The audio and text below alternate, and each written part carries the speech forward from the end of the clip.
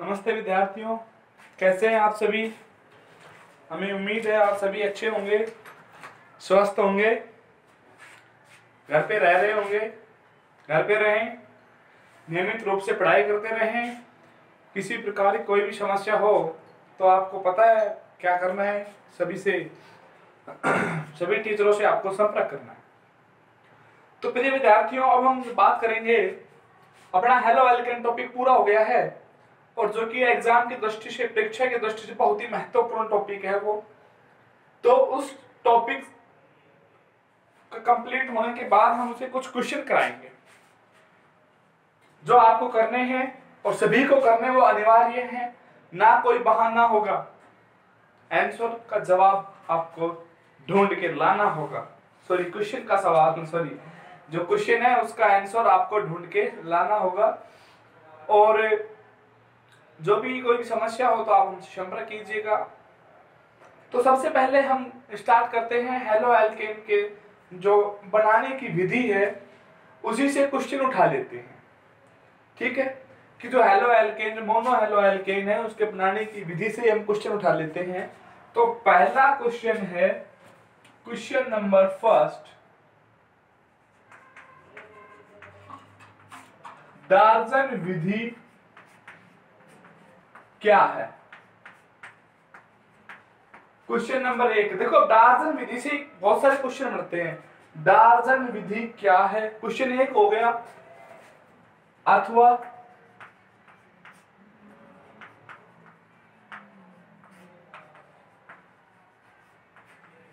डार्जन विधि से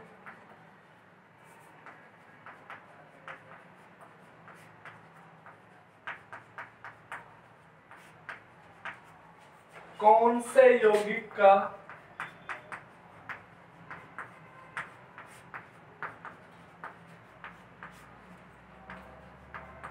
निर्माण किया जाता है। डार्जन विधि क्या है तो हो गया। अथवा डार्जन विधि से कौन से यौगिक का निर्माण किया जाता है। अथवा क्या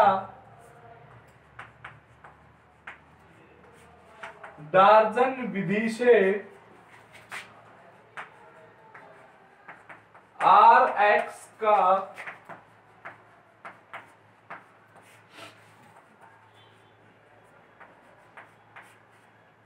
निर्माण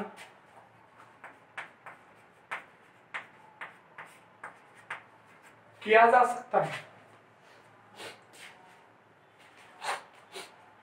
डार्जन विधि क्या है, पहला क्वेश्चन ये है। अथवा में ये भी आ सकता है कि डार्जन विधि से कौन से यौगिक का निर्माण किया जाता है, अर्थात RX के निर्माण करने की विधि है। तीसरा ये भी हो सकता है, क्या डार्जन विधि से RX का निर्माण किया जा सकता है। तो तीनों क्वेश्चन हैं और तीनों का आंसर एक ही है। जो आपको करना है, डार्जन विधि के बारे में जो लिखना है वो आपको करना है। ठीक है, अब हम दूसरा चलते हैं, स्वार्ट्स विधि।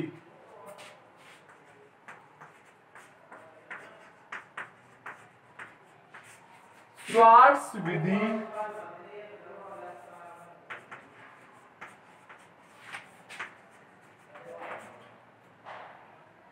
क्या काम आती है, कि स्वार्ट्स विधि का कहां पे इसका उपयोग किया जाता है, इसको कहां पे इसका कार्य किया जाता है, वो बताना है आपको उसके बारे में। ठीक है, कि स्वार्ट्स विधि क्या काम आती है। इट मींस जो स्वार्ट्स विधि है उससे आप किसका निर्माण करते हैं। ठीक है, क्वेश्चन समझ में आया कि स्वार्ट्स विधि से आप किसका निर्माण करते हैं।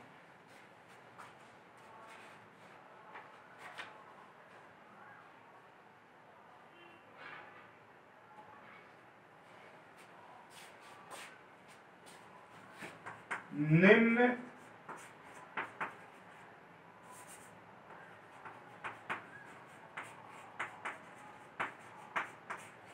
अभिक्रिया को पूर्ण करो। पूर्ण करने का मतलब क्या है, कंप्लीट करना है उसको। यानी कि अभिक्रिया कैसे, हम जो अभिकारक दे रहे हैं उसको आपको कंप्लीट करना है।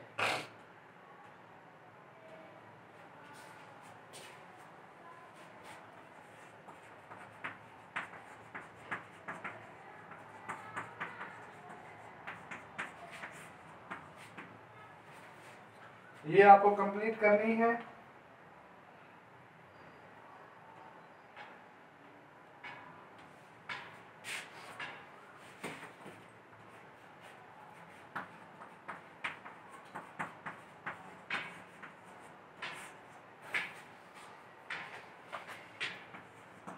ये दो एग्जाम्पल है विक्रियाओं के जिनको आपको कंप्लीट करना है। इन अभिक्रियाओं को आपको कंप्लीट करना है।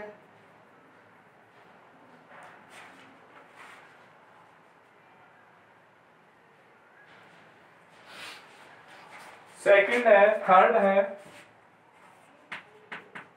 SN1 तथा SN2 अभिक्रिया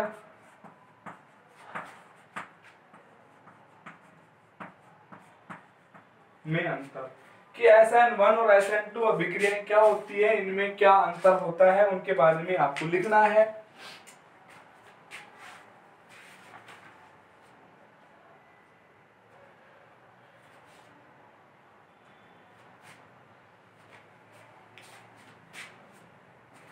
चौथा है क्या होता है। अब क्या होता है, नंबर 1,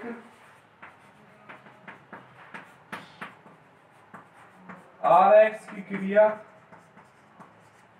KNO2 से कराने पर, RX की क्रिया KNO2 से कराने पर क्या होता है, पहला क्वेश्चन हो गया। सेकंड है RX की क्रिया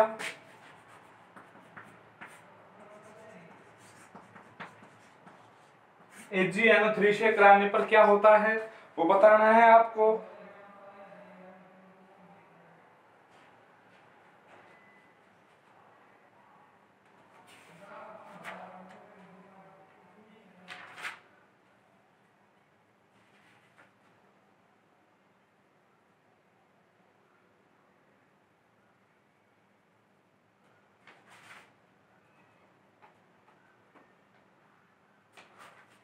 और RX की क्रिया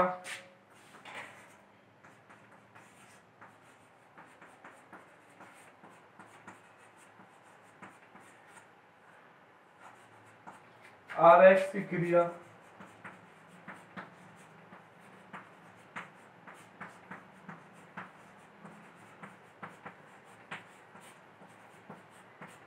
थायोईथर से कराने पर, कि क्या होता है जब RX की क्रिया KNO2 से कराएं, RX की क्रिया AgNO3 से कराएं, RX की क्रिया थायोईथर से कराएं।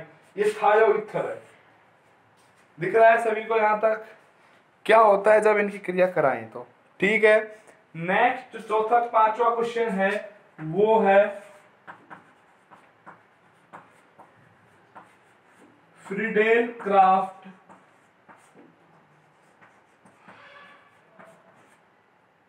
अभिक्रिया क्या है,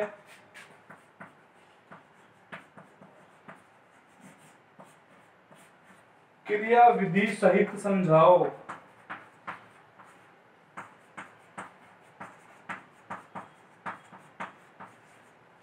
कि फ्रीडेल क्राफ्ट अभिक्रिया क्या है और इसकी क्रिया विधि क्या है, वो भी आपको करनी है। छठा क्वेश्चन पे ध्यान देंगे।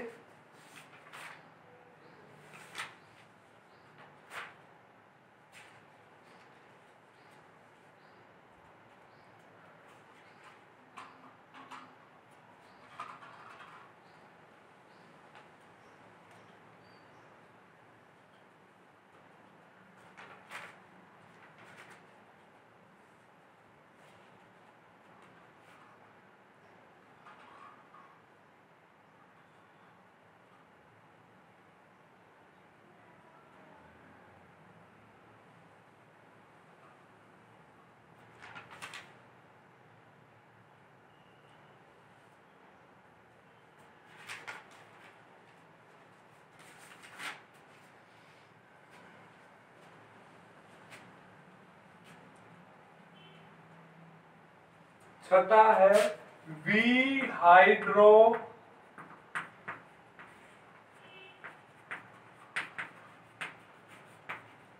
हैलोजनीकरण को सैटजेफ नियम से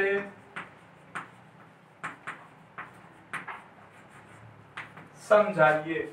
वी हाइड्रो हैलोजनीकरण को सैटजेफ के नियम से समझाइए। ये आपको विलोपन अभिक्रिया में मिलेगा।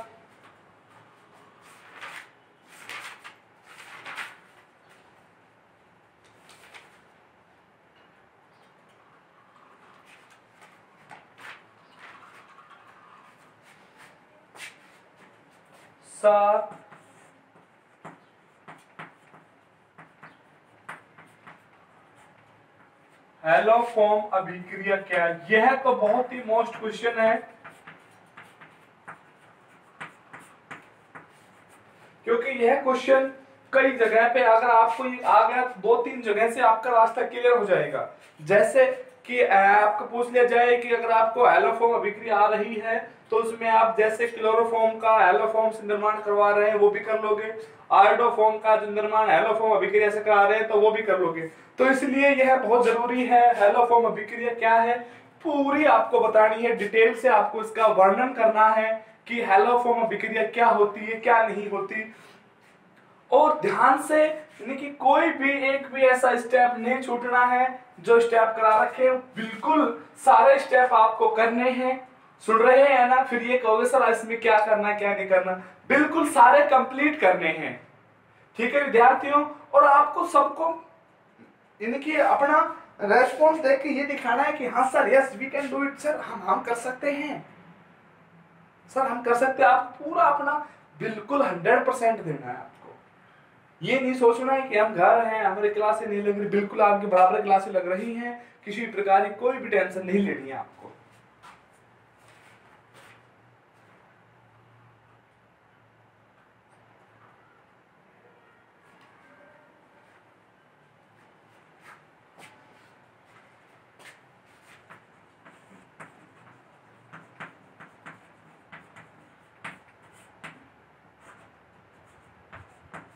क्लोरोफॉर्म तथा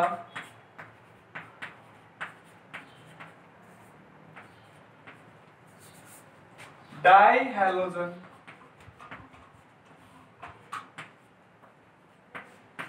के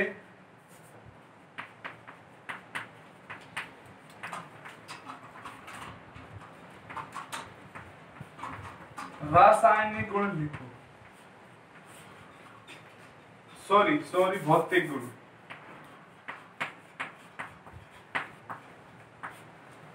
क्लोरोफॉर्म और डाई हैलोजन, इन दोनों के आपको भौतिक गुण लिखने हैं कि इन दोनों के भौतिक गुण क्या होते हैं, फिजिकल प्रॉपर्टी क्या होती है।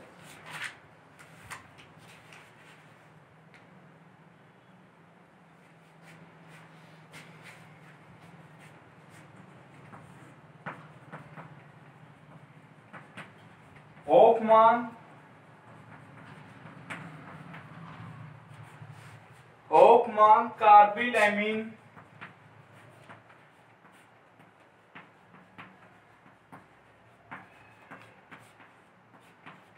अभिक्रिया को वर्णित करो। वर्णित करने का मतलब क्या है, उसका आपको वर्णन करना है, इसकी क्रिया विधि भी लिखनी है। आपको काम दिया जा रहा है, बिल्कुल काम करना है आपको, किसी भी प्रकार से मन में डर भय नहीं लाना है। कुछ 2-3 क्वेश्चन और हैं, अधिकतम आपको 4 क्वेश्चन और दिए जाएंगे। लेकिन यह है कि आप यदि इन क्वेश्चनों के आंसर दे देंगे तो इससे यह है कि आप हमें भी ये लगेगा कि आप पढ़ाई कर रहे हैं और आपके समझ में भी आ रहा है। होफमान कार्बिलएमीन अभिक्रिया को वर्णित करना है कि हमने इसमें क्या क्या बताया था आपको, उन सभी के बारे में आपको जानकारी देनी है।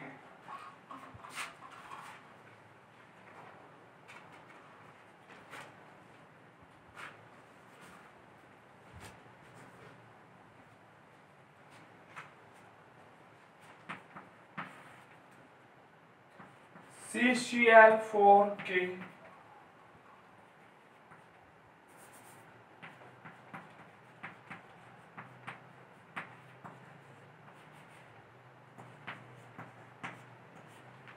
रासायनिक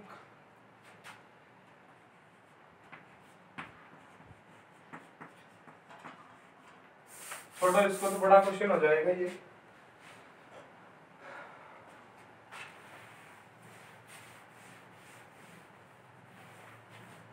चलो और देखते हैं।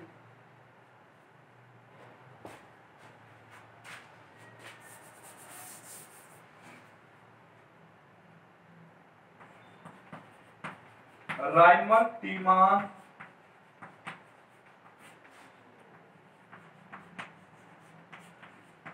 अभिक्रिया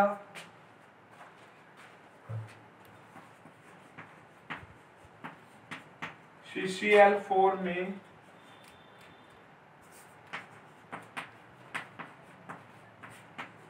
कौन से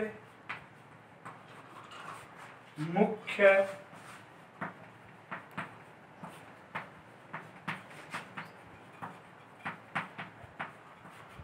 उत्पाद का निर्माण करती है?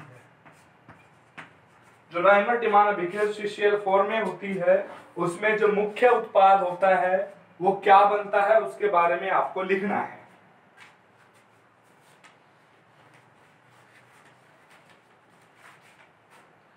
नेक्स्ट है CHCl3 तथा CHI3 में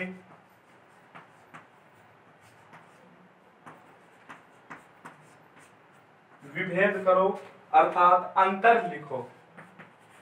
क्वेश्चन नंबर 12 है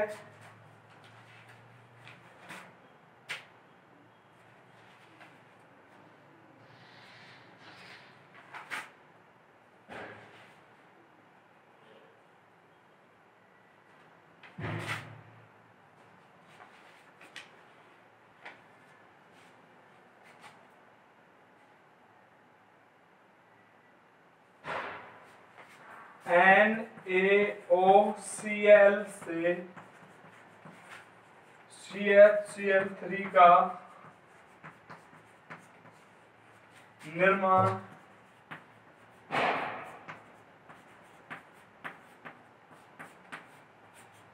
कैसे करेंगे? NaOCl से CHCl3 का निर्माण कैसे करेंगे, ये भी आपको करना है।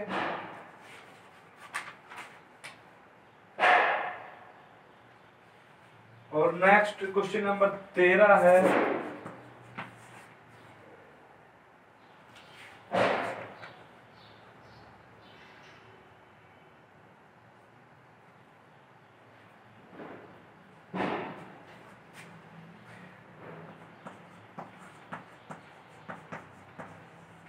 ग्रिग्नार्ड अभिकर्मक का निर्माण। कि ग्रिग्नार्ड अभिकर्मक का निर्माण कैसे होता है, कौन सी अभिक्रिया में हुई थी, किसके साथ रिएक्शन कराई थी, तो ये बताना है आपको। ठीक है, आपको सामने 13 क्वेश्चन हैं, इन 13 के 13 क्वेश्चनों को आपको करना है। किसी को भी कोई शिकायत हो, पर्सनली कोई भी अगर आपके मैटर समझ में नहीं आ रहा हो तो आप हमसे संपर्क कर सकते हैं इन नंबरों पे।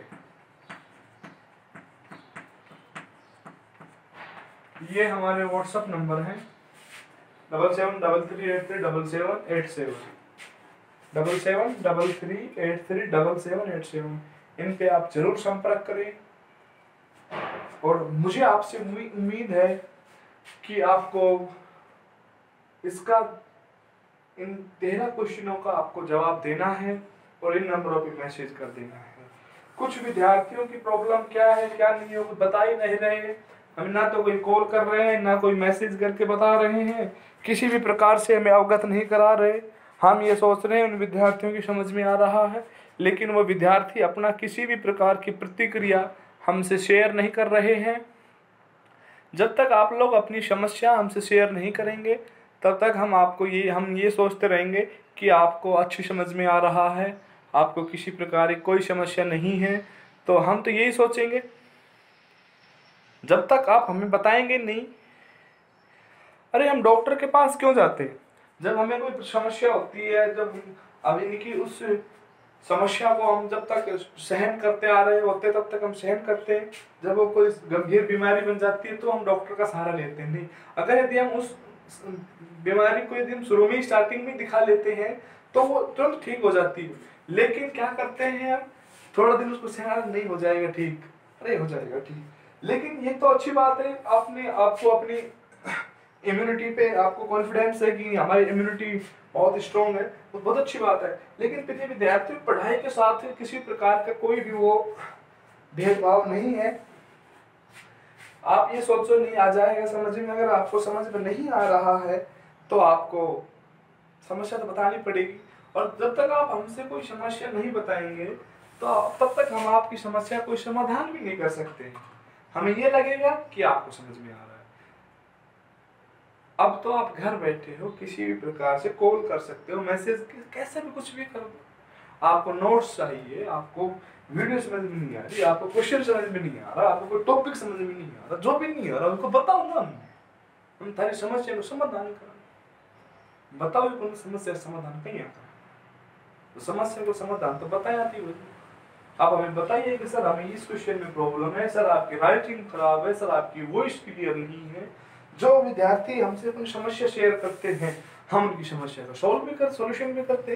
कुछ विद्यार्थियों की समस्या थी वॉइस की, अब हमने वॉइस की समस्या को सॉल्व किया। फिर समस्या आई कि सर इंग्लिश मीडियम की वीडियो सेपरेट और हिंदी मीडियम की वीडियो सेपरेट, हमने इनको सेपरेशन कर दिया, अलग अलग कर दिया। फिर भी और बताओ कोई समस्या, अगर राइटिंग में कोई समस्या हो, क्लियरिटी में कोई समस्या हो, हमारी वॉइस से कोई समस्या हो, जो भी कोई समस्या हो आप हमें बताएं, शेयर करें, हम आपकी समस्या का समाधान जरूर करेंगे।